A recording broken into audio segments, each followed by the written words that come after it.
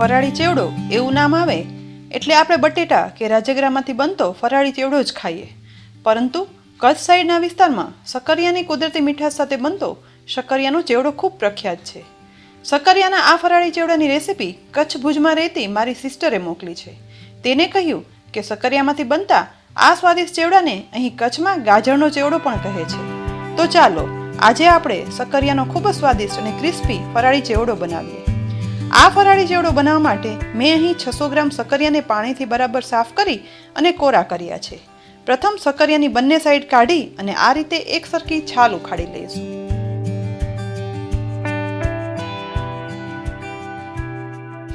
આ રીતે બધા શક્કરિયાની છાલ ઉખડી તેને આ રીતે પાણીમાં ભરેલા બાઉલમાં રાખી દઈશું, જેથી તે કાળા ના પડે. હવે 600 ગ્રામ શક્કરિયામાંથી એક મોટું શક્કરિયું લઈશું અને તેને સ્લાઇસર વડે એકદમ પતલી સ્લાઇસ પાડી લઈશું. અહીં આપણે ચેવડો બનાવતા હોવાથી બધા શક્કરિયાની સ્લાઇસ નથી બનાવવાની, પણ ફક્ત એક જ શક્કરિયાની સ્લાઇસ બનાવશું. શક્કરિયાની સ્લાઇસ બની ગઈ છે, તો હવે એક પાણી ભરેલા બાઉલમાં આ સ્લાઇસ રાખીશું, જેથી આ શક્કરિયાની સ્લાઇસ છે તે કાળી ના પડે. હવે બાકી રહેલા શક્કરિયાનું આપણે ખમણ કરવાનું છે, માટે એક શક્કરિયાને લઈ આ રીતે મીડિયમ સાઇઝનું ખમણ પડે તેવી ખમણી વડે એક સરખું ખમણ બનાવી લેવાનું છે. આ ફરાળી ચેવડા માટે એકદમ ઝીણું કે વધારે મોટું ખમણ બરાબર નથી લાગતું, માટે આવું મીડિયમ સાઇઝનું ખમણ જ રાખશું. અહીં એક શક્કરિયાનું ખમણ સરસ થઈ ગયું છે, તો હવે આ ખમણને ચોખ્ખા પાણી ભરેલા બાઉલમાં રાખી દઈશું.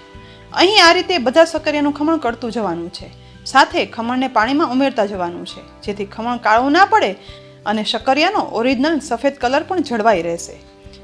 બધા શક્કરિયાનું ખમણ થાય ત્યાં સુધી આ ખમણને પાણીમાં રાખવાનું છે.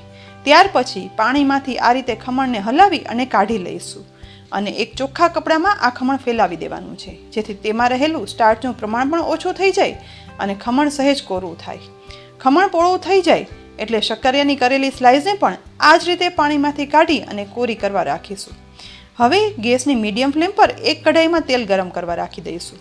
અહીં શક્કરિયાનું ખમણ અને સ્લાઇસને વધારે સમય કોરી નથી કરવાની, ફક્ત તેલ ગરમ થાય એટલું જ, એટલે કે ફક્ત 5 મિનિટ જ કોરી થવા દેવાની છે. તેલ ગરમ થઈ ગયું છે, તો હવે શક્કરિયાનું થોડું ખમણ હાથમાં લઈ આ રીતે ધીમે ધીમે તેલમાં ઉમેરી દઈશું. મીડિયમ ફ્લેમ પર જ ગરમ કરેલા તેલમાં શક્કરિયાનું ખમણ ઉમેરતા જ તુરંત જ આખી કઢાઈમાં તેલ સહિત ખમણ એકદમ ઉપર આવી જાય છે, માટે ખૂબ જ ધ્યાન રાખીને દાઝી ના જવાય તે રીતે આ ખમણ ઉમેરવાનું છે. હલાવ્યા વગર તે જ રીતે તળવા દેતા ધીમે ધીમે તેલનો ઉભરો બેસી જશે અને 1 મિનિટમાં ખમણ તળાવા લાગશે. ત્યાર પછી આ રીતે સહેજ સહેજ મિક્સ કરતા જઈ ખમણ તળી લેવાનું છે, જેથી તે ક્રિસ્પી પણ થઈ જાય અને શક્કરિયામાં ખમણનો કલર પણ ચેન્જ ન થાય. ફક્ત 2 જ મિનિટમાં ખમણ હાથમાં લઈ ચેક કરતા ટુકડા થઈ જાય તેવું ક્રિસ્પી આ ખમણ તળાઈ ગયું છે, તો હવે તુરંત જ ખમણને એક પોળા વાસણમાં કાઢી લઈશું. આ જ રીતે બધા જ ખમણને તળી લઈશું અને પોળા બાઉલમાં કાઢતા જઈશું. હવે બધું જ ખમણ તળાઈ ગયા પછી શક્કરિયાની સ્લાઇસને પણ આ જ રીતે તેલમાં લો ફ્લેમ પર કઢાઈમાં ઉમેરી અને તળી લેવાની છે. ખમણ કરતાં સ્લાઇસને તળાતા થોડો વધુ સમય થશે. તે એકદમ ક્રિસ્પી વેફર બને ત્યાં સુધી તળી લઈશું. તળાતા તે ક્રિસ્પી થશે એટલે આપણને ઓટોમેટિક ખ્યાલ આવી જ જાય છે. તો હવે શક્કરિયાની વેફરને તેલમાંથી બહાર કાઢી અને તળેલા ખમણમાં ઉમેરી દઈશું.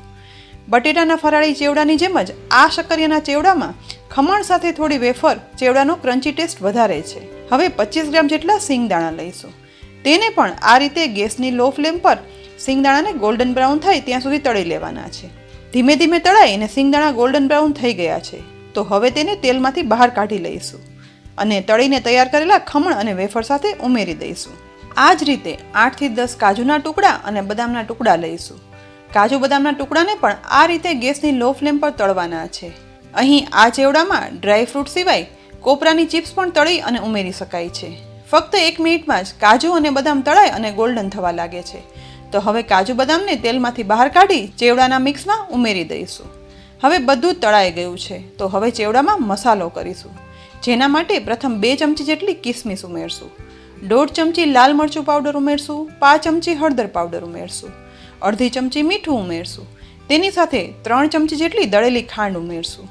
હવે બધું જ એકદમ સરસ આ રીતે મિક્સ કરશું. અહીં આ શક્કરિયાનો ફરાળી ચેવડો છે, પણ મેં હળદર પાવડર ઉમેર્યો છે. જો તમે ઉપવાસમાં હળદર ના ખાતા હો તો હળદર પાવડર છે તે સ્કીપ કરી શકાય છે, પરંતુ આ શક્કરિયાના ફરાળી ચેવડામાં લાલ મરચું પાવડર અને દળેલી ખાંડ છે તે ચડિયાતી લેવાની છે. ખાંડ અને લાલ મરચું પાવડર વધારે ઉમેરવાથી ચેવડો ખૂબ જ સ્વાદિષ્ટ લાગે છે. અહીં મેં આ ચેવડામાં ખટાશ નથી ઉમેરી, પણ પસંદ હોય તો સ્વાદ મુજબ લીંબુના ફૂલ કે આમચૂર પાવડર ઉમેરી શકાય છે. બધું સરસ મિક્સ થઈ જાય એટલે ફરાળી ચેવડાને ડીશમાં સર્વ કરશું. શક્કરિયાનો આ ફરાળી ચેવડો એક વખત બનાવી પછી એરટાઇટ કન્ટેનરમાં પેક કરી અને રાખવાથી 15 દિવસ સુધી એ જ સ્વાદનો રહે છે અને પછી ઉપવાસ હોય કે ના હોય ગમે ત્યારે ઉપયોગમાં લઈ શકાય છે. શક્કરિયાની કુદરતી મીઠાશને લીધે નાના મોટા સૌને ખૂબ જ ભાવે તેવો આ સ્વાદિષ્ટ શક્કરિયાનો ક્રિસ્પી ચેવડો આ શિવરાત્રિમાં જરૂર બનાવજો અને તમને સ્વાદે કેવો લાગ્યો તે કોમેન્ટ બોક્સમાં લખી અને જરૂરથી કહેજો.